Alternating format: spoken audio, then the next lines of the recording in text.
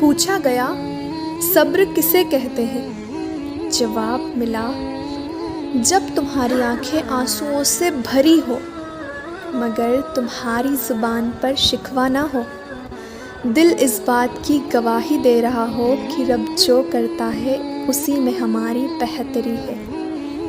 याद रखो, अल्लाह भी उसी का इम्तिहान लेता है जिससे वो मोहब्बत करता है।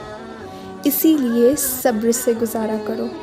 अल्लाह तुम्हारा यकीन देखता है। वो तुम्हें सज़ा नहीं देता, वो तो बस तुम्हें करीब लाने के लिए आज़मा